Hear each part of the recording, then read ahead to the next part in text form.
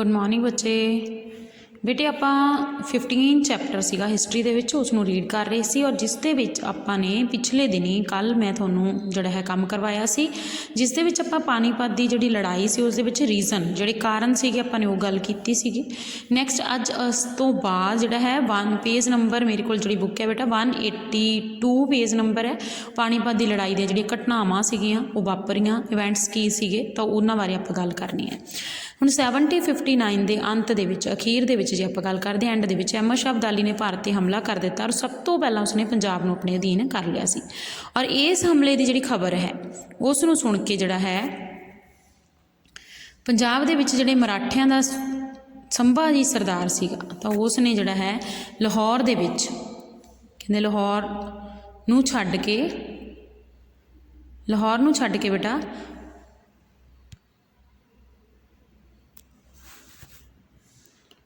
ਲਾਹੌਰ ਨੂੰ ਛੱਡ ਕੇ ਜਿਹੜਾ ਹੈ ਨੱਸ ਗਿਆ ਔਰ ਕੁਝ ਥਾਵਾਂ 'ਤੇ ਸਿੱਖਾਂ ਨੇ ਅਬਦਾਲੀ ਦਾ ਮੁਕਾਬਲਾ ਵੀ ਕੀਤਾ, ਰੋਕਣ ਦਾ ਯਤਨ ਕੀਤਾ ਪਰ ਘੱਟ ਗਿਣਤੀ ਹੋਣ ਕਰਕੇ ਭਾਵ ਉਹਨਾਂ ਦੀ ਗਿਣਤੀ ਬਹੁਤ ਥੋੜ੍ਹੀ ਸੀ, ਅਜਿਹਾ ਨਾ ਕਰ ਸਕੇ। ਅਖੀਰ ਅਹਿਮਦ ਸ਼ਾਹ ਅਬਦਾਲੀ ਦਿੱਲੀ ਵੱਲ ਬੜੀ ਤੇਜ਼ੀ ਨਾਲ ਵੱਧਦਾ ਜਾ ਰਿਹਾ ਸੀ। ਅੰਬਾਲਾ ਦੇ ਨੇੜੇ ਤਰਾਵਾੜੀ ਵਿਖੇ ਮਰਾਠਿਆਂ ਦੇ ਇੱਕ ਪ੍ਰਸਿੱਧ ਨੇਤਾ ਦੱਤਾ ਜੀ ਨੂੰ ਵੀ ਹਰਾਤਾ ਔਰ ਇਸ ਤੋਂ ਪਿੱਛੋਂ ਅਬਦਾਲੀ ਨੇ ਦਿੱਲੀ ਉੱਤੇ ਵੀ ਕਬਜ਼ਾ ਕਰ ਲਿਆ ਔਰ ਅਬਦਾਲੀ ਇੱਕ ਸਾਲ ਕਹਿੰਦੇ ਦਿੱਲੀ ਦੇ ਵਿੱਚ ਰਿਹਾ ਔਰ ਇਸ ਦੌਰਾਨ ਉਸਨੇ ਬਹੁਤ ਲੁੱਟਮਾਰ ਕੀਤੀ ਔਰ ਮਰਾਠਿਆਂ ਦੀਆਂ ਹਾਰਾਂ ਦੀਆਂ ਜਿਹੜੀਆਂ ਖਬਰਾਂ ਸੀ ਉਸ ਤੱਕ ਪਹੁੰਚਦੀਆਂ ਰਹਿੰਦੀਆਂ ਸੀਗੀਆਂ ਔਰ ਪੇਸ਼ਵਾ ਬਾਲਾਜੀ ਬਾਜੀਰਾਓ ਤੱਕ ਪਹੁੰਚੀਆਂ ਔਰ ਉਸਨੇ ਸਦਾ ਸ਼ਿਵ ਰਾਓ ਦੀ ਭਾਊ ਦੀ ਅਗਵਾਈ ਦੇ ਵਿੱਚ ਭਾਊ ਦੀ ਲੀਡ ਕਰਨ ਦੇ ਲਈ ਉਸ ਨੂੰ ਭੇਜਿਆ ਔਰ ਅਬਦਾਲੀ ਦਾ ਮੁਕਾਬਲਾ ਕਰਨੀ ਜਿਹੜੀ ਸੈਨਾ ਸੀ ਬੇਟਾ ਉਸ ਨੂੰ ਭੇਜਿਆ। ਉਸ ਦੀ ਸਹਾਇਤਾ ਲਈ ਪੇਸ਼ਵਾ ਨੇ ਆਪਣੇ ਪੁੱਤਰ ਵਿਸ਼ਵਾਸ ਰਾਓ ਨੂੰ ਭੇਜਿਆ। ਫਿਰ ਉਸਨੇ ਫੌਜ ਦੇ ਤੋਪਖਾਨਾ ਦੀ ਅਗਵਾਈ ਦੇ ਵਿੱਚ ਇਬਰਾਹਿਮ ਗਾਦਰੀ ਨੇ ਕੀਤੀ ਸੀ ਜੋ ਉਸ ਦਾ ਜਿਹੜੀ ਅਗਵਾਈ ਕਰ ਰਿਹਾ ਸੀ ਸੈਨਾ ਦੀ ਔਰ ਮਰਾਠਿਆਂ ਦੁਆਰਾ ਅਪਣਾਈਆਂ ਗਈਆਂ ਗਲਤ ਨੀਤੀਆਂ ਦੇ ਭਾਵ ਕਿ ਉਹਨਾਂ ਦੀ ਜਿਹੜੀਆਂ ਨੀਤੀਆਂ ਸੀ ਉਹ ਗਲਤ ਸੀਗੀਆਂ ਔਰ ਪੰਜਾਬ ਦੇ ਵਿੱਚ ਸਿੱਖਾਂ ਦੀ ਪਹਿਲਾਂ ਹੀ ਉਸ ਦਾ ਨਾਰਾਜ਼ ਹੋ ਚੁੱਕੇ ਸੀਗੇ ਔਰ ਇਸ ਦੇ ਸੰਕਟ ਦੇ ਸਮੇਂ ਉਹਨਾਂ ਨੇ ਮਰਾਠਿਆਂ ਨੂੰ ਕੋਈ ਸਹਿਯੋਗ ਨਾ ਦਿੱਤਾ ਭਾਵ ਸਿੱਖ ਹੈ ਜਿਹੜੇ ਮਰਾਠਿਆਂ ਦਾ ਸਾਥ ਨਹੀਂ ਦਿੰਦੇ, ਉਹਦੀ ਹੈਲਪ ਨਹੀਂ ਕਰਦੇ। ਜਾਟ ਨੇਤਾ ਸੂਰਜਮਲ ਨੇ ਸਦਾ ਸ਼ਿਵ ਰਾਓ ਭਾਊ ਨੂੰ ਅਬਦਾਲੀ ਵਿਰੁੱਧ ਛਾਪਾਮਾਰੀ ਢੰਗ ਨਾਲ ਲੜਾਈ ਕਰਨ ਦੀ ਸਲਾਹ ਦਿੱਤੀ ਪਰ ਹੰਕਾਰ ਕਾਰਨ ਉਸਨੇ ਸਲਾਹ ਮੰਨੀ ਨਹੀਂ। ਇਸ ਕਰਕੇ 10,000 ਸੈਨਿਕਾਂ ਨਾਲ ਮਰਾਠਾ ਸਾਥ ਛੱਡ ਗਿਆ ਉਸ ਦਾ। ਮਰਾਠਿਆਂ ਕੋਲ ਸਿਰਫ 45 ਜਿਹੜੇ ਸੀਗੇ ਹਜ਼ਾਰ ਸੈਨਿਕ ਰਹਿ ਗਏ ਔਰ ਦੂਜੇ ਪਾਸੇ ਅਬਦਾਲੀ ਦੇ ਕੋਲ 60,000 ਸੈਨਿਕ ਬੇਟਾ ਹੈਗੇ ਸੀਗੇ ਔਰ ਇਹਨਾਂ ਵਿੱਚੋਂ ਅੱਧੇ ਸੈਨਿਕ ਅਵਧ ਦੇ ਨਵਾਬ ਸਰਾਜੂ ਦੌਲਾ ਰਹੀਲ ਸਰਦਾਰ ਨਜੀਬੂ ਦੌਲਾ ਦੇ ਅਧੀਨ ਅਬਦਾਲੀ ਦੀ ਸਹਾਇਤਾ ਲਈ ਭੇਜੇ ਹੋਏ ਸੀਗੇ ਭਾਵ ਕਿ ਉਹ ਇਕੱਠੇ ਹੋ ਕੇ 60,000 ਬਣੇ ਹੋਏ ਸੀਗੇ।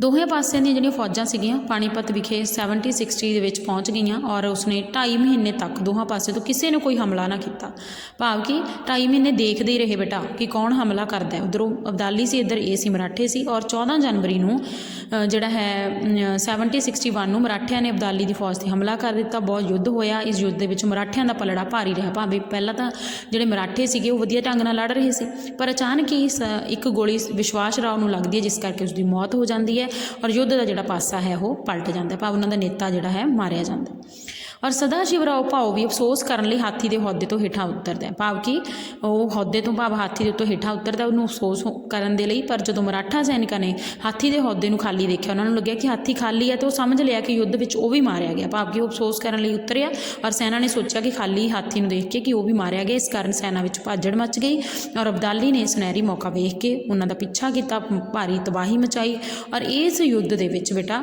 ਪ੍ਰਸਿੱਧ ਨੇਤਾ 28,000 ਹੋਰ ਸੈਨਿਕ ਵੀ ਮਾਰੇ ਗਏ ਔਰ ਹਜ਼ਾਰਾਂ ਮਰਾਠਾ ਸੈਨਿਕ ਸੀ ਜਿਹੜੇ ਜ਼ਖਮੀ ਹੋ ਗਏ। ਕਈ ਹਜ਼ਾਰਾਂ ਨੂੰ ਗ੍ਰਿਫਤਾਰ ਕਰ ਲਿਆ ਗਿਆ ਔਰ ਪਾਣੀਪਤ ਦੀ ਤੀਸਰੀ ਲੜਾਈ ਵਿੱਚ ਅਬਦਾਲੀ ਨੂੰ ਜਿਹੜੀ ਸ਼ਾਨਦਾਰ ਜਿੱਤ ਹੈ ਬੇਟਾ ਉਹ ਪ੍ਰਾਪਤ ਹੋਈ। ਇੱਥੇ ਹੁਣ ਇਹ ਪੁਆਇੰਟ ਆਪਾਂ ਨੇ ਪਹਿਲਾਂ ਵੀ ਮੈਂ ਤੁਹਾਨੂੰ ਕਲੀਅਰ ਕੀਤਾ ਸੀ ਕਿ ਮੇਨ ਜਿਹੜਾ ਰੀਜਨ ਸੀਗਾ ਉਹਨਾਂ ਦੀ ਜਿੱਤ ਦਾ ਇਹੀ ਸੀਗਾ ਕਿ ਅਫਸੋਸ ਕਰਨ ਲਈ ਜਿਹੜਾ ਹੈ ਉਹ ਹੇਠਾਂ ਉਤਰਿਆ ਹੁੰਦਾ ਹੈ।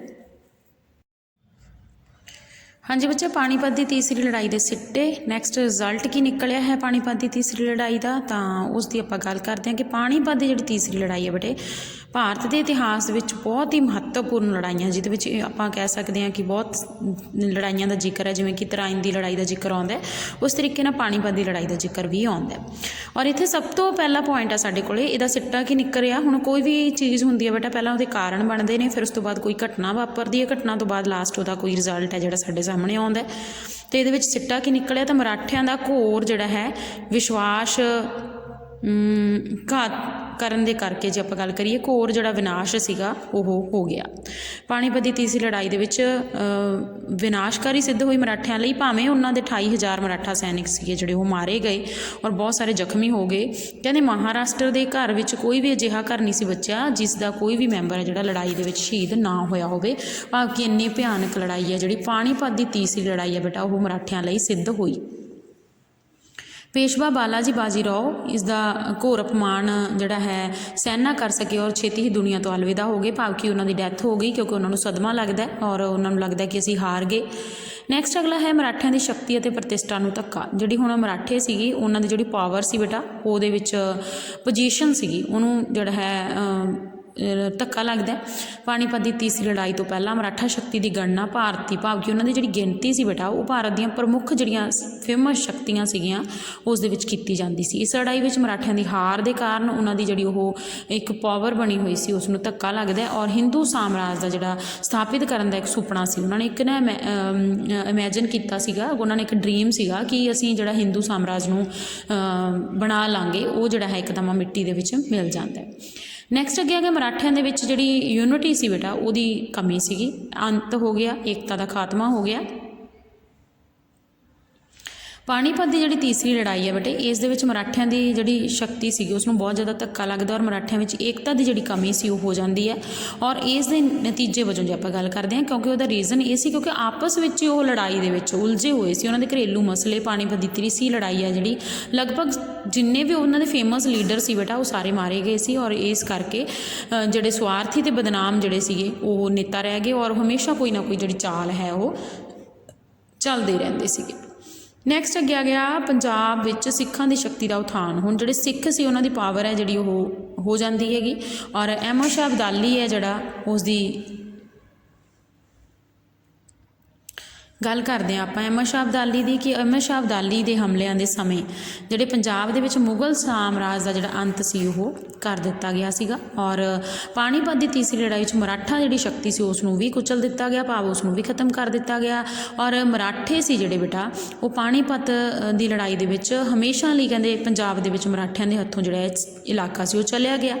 ਹੁਣ ਉਹਨਾਂ ਦੀ ਸਰਵਉੱਚਤਾ ਲਈ ਸਿਰਫ ਦੋ ਹੀ ਸ਼ਕਤੀਆਂ ਰਹਿ ਗਈਆਂ ਸੀ, ਇੱਕ ਅਫਗਾਨ ਰਹਿ ਗਏ ਸੀ ਬੇਟਾ, ਇੱਕ ਸਿੱਖ ਰਹਿ ਗਏ ਸੀਗੇ ਔਰ ਸਿੱਖ ਸੀ ਜਿਹੜੇ ਉਹਨਾਂ ਦੇ ਉਥਾਨ ਦਾ ਕਾਫੀ ਸੁਖਾਲਾ ਹੋ ਗਿਆ ਸੀ ਕਿਉਂਕਿ ਮੇਨ ਸੀਗਾ ਜਿਹੜਾ ਅਫਗਾਨਾਂ ਨੂੰ ਹਰਾ ਕੇ ਪੰਜਾਬ ਨੂੰ ਆਪਣਾ ਜਿਹੜਾ ਸ਼ਾਸਨ ਸੀ ਉਹ ਸਥਾਪਿਤ ਕਰ ਸਕਦੇ ਸੀ ਕਿਉਂਕਿ ਉਹਨਾਂ ਕੋਲ ਜਿਹੜੇ ਮਰਾਠੇ ਸੀ ਉਹ ਖਤਮ ਹੀ ਹੋ ਗਏ ਸੀ ਤਕਰੀਬਨ। ਨੈਕਸਟ ਅੱਗੇ ਆ ਗਿਆ ਬੱਚੇ ਭਾਰਤ ਵਿੱਚ ਅੰਗਰੇਜ਼ੀ ਸ਼ਕਤੀ ਦਾ ਉਥਾਨ। ਹੁਣ ਜਿਹੜੀ ਬ੍ਰਿਟਿਸ਼ ਪਾਵਰ ਸੀਗੀ ਉਹ ਵੀ ਜਿਹੜੀ ਹੈ ਅੱਗੇ ਆ ਜਾਂਦੀ ਹੈ। ਹੁਣ ਭਾਰਤ ਦੇ ਵਿੱਚ ਅੰਗਰੇਜ਼ਾਂ ਨੂੰ ਆਪਣਾ ਸਾਮਰਾਜ ਸਥਾਪਿਤ ਕਰਨ ਲਈ ਸਭ ਤੋਂ ਵੱਡੀ ਚੁਣੌਤੀ ਕਿਹਦੀ ਸੀਗੀ ਬੇਟਾ? ਉਹ ਮਰਾਠਿਆਂ ਦੀ ਸੀਗੀ। ਹੁਣ ਨੂੰ ਮਰਾਠੇ ਵੱਡੀ ਚੁਣੌਤੀ ਲੱਗਦੇ ਸੀ, ਦੁਸ਼ਮਣ ਲੱਗਦੇ ਸੀ, ਪਰ ਪਾਣੀਪਤ ਦੀ ਲੜਾਈ ਵਿੱਚ ਮਰਾਠਿਆਂ ਦੀ ਜਿਹੜੀ ਹਾਰ ਹੋਈ ਹੈ ਔਰ ਉਸ ਦੇ ਕਰਕੇ ਜਿਹੜਾ ਹੈ ਅੰਗਰੇਜ਼ਾਂ ਨੂੰ ਆਪਣੀ ਸ਼ਕਤੀ ਹੈ ਜਿਹੜੀ ਉਸ ਦਾ ਅੱਗੇ ਕਰਨ ਦਾ ਜਿਹੜਾ ਮੌਕਾ ਹੈ ਉਹ ਮਿਲਦਾ ਔਰ ਹੌਲੀ ਹੌਲੀ ਜੇ ਆਪਾਂ ਗੱਲ ਕਰਦੇ ਹਾਂ ਤਾਂ ਅੰਗਰੇਜ਼ ਭਾਰਤ ਦੀ ਸਰਵਉੱਚ ਸ਼ਕਤੀ ਹੈ ਜਿਹੜੀ ਉਹ ਬਣ ਜਾਂਦੇ ਨੇ ਔਰ ਇਸ ਦੇ ਨਤੀਜੇ ਵਜੋਂ ਜੇ ਆਪਾਂ ਗੱਲ ਕਰਦੇ ਹਾਂ ਜਿਹੜੀ ਪਾਣੀਪਤ ਦੀ ਥਰਡ ਬੈਟਲ ਸੀ ਬੇਟਾ ਉਹ ਮਰਾਠਿਆਂ ਲਈ ਬਹੁਤ ਜ਼ਿਆਦਾ ਜਿਹੜੀ ਹੈ ਵਿਨਾਸ਼ਕਾਰੀ ਜੇ ਆਪਾਂ ਕਹਿ ਸਕਦੇ ਹਾਂ ਉਹ ਸਿੱਧ ਹੋਈ। ਹਾਂਜੀ ਬੱਚੇ ਨੈਕਸਟ ਹੈ ਸਾਡੇ ਕੋਲੇ ਮਰਾਠਿਆਂ ਦੀ ਹਾਰ ਦੇ ਕਾਰਨ। ਹੁਣ ਰੀਜ਼ਨ ਜਿਹੜੇ ਸੀਗੇ ਸਾਡੇ ਕੋਲੇ ਸਭ ਤੋਂ ਪਹਿਲਾਂ ਕਾਰਨ ਹੋਏ, ਫਿਰ ਘਟਨਾ ਵਾਪਰੀ, ਨੈਕਸਟ ਲਾਸਟ ਵਿੱਚ ਸਿੱਟੇ ਨਿਕਲੇ। ਲਾਸਟ ਵਿੱਚ ਜੇ ਆਪਾਂ ਕਹਿੰਦੇ ਹਾਂ ਵੀ ਕਿਹੜੇ ਕਿਹੜੇ ਕਾਰਨ ਸੀ ਕਿ ਮਰਾਠੇ ਹੀ ਕਿਉਂ ਹਾਰੇ, ਠੀਕ ਹੈ, ਸਾਡੇ ਕੋਲ ਪੁਆਇੰਟ ਹੈ। ਹੁਣ ਅਫਗਾਨਾਂ ਦੀ ਸ਼ਕਤੀਸ਼ਾਲੀ ਸੈਨਾ ਜਿਹੜੀ ਅਫਗਾਨ ਸੀ ਬੇਟੇ ਉਹਨਾਂ ਦੀ ਜਿਹੜੀ ਆਰਮੀ ਸੀ ਬਹੁਤ ਪਾਵਰਫੁਲ ਸੀ ਤਾਂ ਪਾਣੀਪਤ ਦੀ ਤੀਸਰੀ ਲੜਾਈ ਵਿੱਚ ਮਰਾਠਿਆਂ ਦੀ ਹਾਰ ਦਾ ਇੱਕ ਇਹ ਕਾਰਨ ਵੀ ਸੀ ਅਫਗਾਨ ਸੈਨਿਕ ਸੀ ਬਹੁਤ ਜ਼ਿਆਦਾ ਪਾਵਰਫੁਲ ਸੀ ਔਰ ਉਹਨਾਂ ਦੀ ਸੈਨਾ ਦੇ ਵਿੱਚ ਜਿਹੜਾ ਡਿਸਿਪਲਨ ਸੀ ਬਹੁਤ ਜ਼ਿਆਦਾ ਸੀਗੀ। ਉਸ ਦੇ ਮੁਕਾਬਲੇ ਜਿਹੜੇ ਤੋਪਖਾਨਾ ਵੀ ਸੀ ਉਹਨਾਂ ਕੋਲੇ ਔਰ ਮਰਾਠਿਆਂ ਦੀ ਸੈਨਾ ਦੇ ਵਿੱਚ ਜਿਹੜੀ ਹੈ ਉਹ ਇਸ ਤਰ੍ਹਾਂ ਦੀ ਜਿਹੜੀ ਪਾਵਰ ਸੀ ਉਹ ਨਹੀਂ ਸੀ। ਨੈਕਸਟ ਅੱਗੇ ਆ ਗਿਆ ਬੇਟੇ ਅਹਿਮਦ ਸ਼ਾਹ ਅਬਦਾਲੀ ਦੀ ਯੋਗ ਅਗਵਾਈ। ਹੁਣ ਜਿਹੜੀ ਲੀਡਰਸ਼ਿਪ ਸੀ ਬੇਟੇ ਅਬਦਾਲੀ ਦੀ ਉਹ ਬਹੁਤ ਜ਼ਿਆਦਾ ਵਧੀਆ ਸੀਗੀ। ਅਹਿਮਦ ਸ਼ਾਹ ਅਬਦਾਲੀ ਬਹੁਤ ਤਜਰਬੇਕਾਰ ਸੈਨਾਪਤੀ ਸੀਗਾ ਔਰ ਮੱਧ ਏਸ਼ੀਆ ਦੇ ਵਿੱਚ ਜੇ ਆਪਾਂ ਗੱਲ ਕਰਦੇ ਹਾਂ ਤਾਂ ਉਹ ਸਭ ਤੋਂ ਫੇਮਸ ਸੈਨਾਪਤੀਆਂ ਦੇ ਵਿੱਚ ਉਸ ਦੀ ਗਿਣਤੀ ਕੀਤੀ ਜਾਂਦੀ ਸੀ। ਔਰ ਦੂਸਰੇ ਪਾਸੇ ਮਰਾਠਾ ਸੈਨਿਕਾਂ ਨੇ ਜਿਹੜੇ ਆਪਾਂ ਗੱਲ ਕਰਦੇ ਹਾਂ ਸੈਨਾਪਤੀਆਂ ਸਦਾ ਸ਼ਿਵ ਰਾਓ ਭਾਓ, ਵਿਸ਼ਵਾਸ ਰਾਓ, ਉਹਨਾਂ ਨੂੰ ਯੁੱਧਾਂ ਦਾ ਕੋਈ ਐਕਸਪੀਰੀਅੰਸ ਹੀ ਨਹੀਂ ਸੀਗਾ, ਉਹਨਾਂ ਨੂੰ ਕੋਈ ਖਾਸ ਤਜਰਬਾ ਨਹੀਂ ਸੀਗਾ, ਜਿਸ ਕਰਕੇ ਸੈਨਾ ਦੀ ਹਾਰ ਹੈ ਜਿਹੜੀ ਉਹ ਹੈਰਾਨੀ ਵਾਲੀ ਗੱਲ ਨਹੀਂ ਹੈਗੀ, ਕਹਿੰਦੇ ਉਹ ਹੋਣੀ ਨਿਸ਼ਚਿਤ ਹੀ ਸੀਗੀ। ਦੇਖੋ ਜਦੋਂ ਲੀਡ ਕਰਨ ਵਾਲਾ ਜਿਹੜਾ ਕਮਾਂਡਰ ਹੈ ਬੇਟਾ ਸਾਡਾ ਲੀਡਰਸ਼ਿਪ ਕਰ ਰਿਹਾ ਸਾਨੂੰ, ਜੇ ਉਹੀ ਨਹੀਂ ਬਹੁਤ ਜ਼ਿਆਦਾ ਵਧੀਆ ਤਾਂ ਅਸੀਂ ਕਿਵੇਂ ਉਮੀਦ ਕਰ ਸਕਦੇ ਹਾਂ ਕਿ ਉਹ ਜਿਹੜਾ ਹੈ ਲੀਡ ਵਧੀਆ ਕਰੂਗਾ।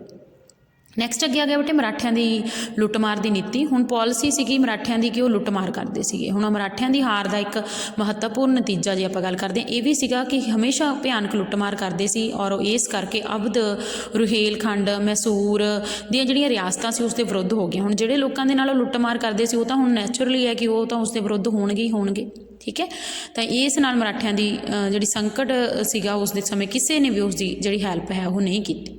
ਨੈਕਸਟ ਅੱਗੇ ਆ ਗਿਆ ਬੱਚੇ ਯੂਨਿਟੀ ਦੇ ਵਿੱਚ ਜਿਹੜੀ ਕਮੀ ਸੀਗੀ ਉਹਨਾਂ ਦੇ ਵਿੱਚ ਮਰਾਠਿਆਂ ਦੇ ਵਿੱਚ। ਪਾਣੀਪਤ ਦੀ ਤੀਸਰੀ ਲੜਾਈ ਦੇ ਵਿੱਚ ਆਪਾਂ ਨੂੰ ਹਾਰ ਦੀ ਨਿਸ਼ਚਿਤ ਸੀ ਕਿਉਂਕਿ ਉਹਨਾਂ ਦੇ ਵਿੱਚ ਜਿਹੜੀ ਯੂਨਿਟੀ ਸੀ ਉਹਦੀ ਕਮੀ ਸੀ ਔਰ ਆਪਣੀ ਆਪਣੀ ਡਫਲਾ ਆਪਣਾ ਆਪਣਾ ਰਾਗ ਗੱਲ ਹੈ, ਭਾਵ ਕਿ ਜਿਹਦਾ ਜੇ ਕਰਦਾ ਸੀ ਜਿਵੇਂ ਵੀ ਕਰਦਾ ਸੀ ਉੱਦਾਂ ਹੀ ਉਹ ਕਰੀ ਜਾਂਦੇ ਸੀ ਔਰ ਕਿਸੇ ਨੂੰ ਕੋਈ ਵੀ ਜਿਹੜਾ ਹੈ ਸਲਾਹ ਮਸ਼ਵਰਾ ਨਹੀਂ ਕਰਦਾ ਸੀ। ਇਸ ਕਰਕੇ ਮਰਾਠਿਆਂ ਦੀ ਜਿਹੜੀ ਹਾਰ ਸੀ ਉਹ ਨਿਸ਼ਚਿਤ ਸੀ। ਛਾਪਾਮਾਰ ਯੁੱਧ ਪ੍ਰਣਾਲੀ ਔਰ ਨੈਕਸਟ ਉਹਨਾਂ ਦਾ ਮਰਾਠਿਆਂ ਦਾ ਜਿਹੜਾ ਮੂਲ ਪ੍ਰਦੇਸ਼ ਮਹਾਰਾਸ਼ਟਰ ਸੀਗਾ ਔਰ ਉਸ ਦੇ ਵਿੱਚ ਛਾਪਾਮਾਰ ਯੁੱਧ ਪ੍ਰਣਾਲੀ ਉਹਨਾਂ ਦੀ ਬਹੁਤ ਬੈਸਟ ਟੈਕਨੀਕ ਸੀ ਬੇਟਾ। ਠੀਕ ਹੈ, ਫਾਈਟਿੰਗ ਦੀ, ਪਰ ਉਹਨਾਂ ਨੇ ਇਸ ਨੂੰ ਛੱਡਤਾ ਔਰ ਉਹਨਾਂ ਨੇ ਮੈਦਾਨ ਦੇ ਵਿੱਚ ਸਿੱਧੇ ਲੜਾਈ ਲੜੀ ਜਿਸ ਕੇ ਕਾਰਨ ਕਿ ਉਹਨਾਂ ਦੀ ਹਾਰ ਹੈ ਜਿਹੜੀ ਉਹ ਹੋ ਜਾਂਦੀ ਹੈ।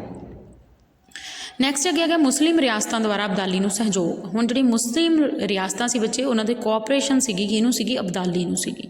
ਹੁਣ ਪਾਣੀਪਤ ਦੀ ਤੀਸਰੀ ਲੜਾਈ ਵਿੱਚ ਅਹਿਮਦ ਸ਼ਾਹ ਅਬਦਾਲੀ ਦੀ ਜਿੱਤ ਦਾ ਇੱਕ ਰੀਜ਼ਨ ਇਹ ਵੀ ਸੀ ਕਿ ਅਨੇਕ ਮੁਸਲਿਮ ਰਿਆਸਤਾਂ ਜਿਵੇਂ ਕਿ ਅਵਧ, ਰੁਹੇਲਖੰਡ ਦਾ ਬਹੁਤ ਸਾਰਾ ਸਹਿਯੋਗ ਪ੍ਰਾਪਤ ਹੋਇਆ ਜਿਸ ਕਰਕੇ ਮਰਾਠਿਆਂ ਨੂੰ ਹਰਾਉਣਾ ਅਬਦਾਲੀ ਲਈ ਕੋਈ ਜ਼ਿਆਦਾ ਜਿਹੜੀ ਫਿਕਰ ਵਾਲੀ ਗੱਲ ਹੈ ਉਹ ਨਹੀਂ ਸੀਗੀ।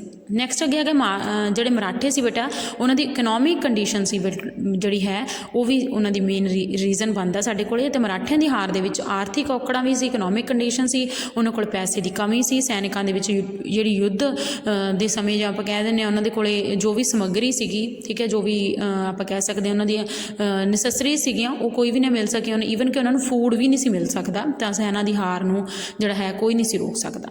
ਨੈਕਸਟ ਵਿੱਚ ਵੂਮੈਨ ਸੀ ਜਿਹੜੀਆਂ ਉਹਨਾਂ ਦੇ ਕੈਂਪ ਦੇ ਵਿੱਚ ਜਾਂਦੀਆਂ ਸੀ। ਹੁਣ ਮਰਾਠਿਆ ਸੈਨਾ ਦੀ ਇੱਕ ਭੁੱਲ ਇਹ ਵੀ ਸੀ ਕਿ ਜਿਹੜੀਆਂ ਉਹਨਾਂ ਦੀ ਇਸਤਰੀਆਂ ਸੀਗੀਆਂ ਉਹਨਾਂ ਦੀ ਛਾਉਣੀ ਜਿਹਨੂੰ ਕੈਂਪ ਕਹਿ ਸਕਦੇ ਉਹਦੇ ਵਿੱਚ ਜਾਂਦੀਆਂ ਸੀ ਤਾਂ ਉਹਨਾਂ ਦਾ ਪੂਰਾ ਧਿਆਨ ਨਹੀਂ ਸੀ ਲੱਗਦਾ ਲੜਾਈ ਦੇ ਵਿੱਚ, ਜਿਸ ਕਰਕੇ ਜਿਹੜਾ ਹੈ ਉਹ ਹਮੇਸ਼ਾ ਦੁਚਿੱਤੀ ਦੇ ਵਿੱਚ ਪਏ ਰਹਿੰਦੇ। ਇਸ ਕਰਕੇ ਉਹਨਾਂ ਦੀ ਜਿਹੜੀ ਹਾਰ ਸੀ ਉਹ ਨਿਸ਼ਚਿਤ ਸੀਗੀ।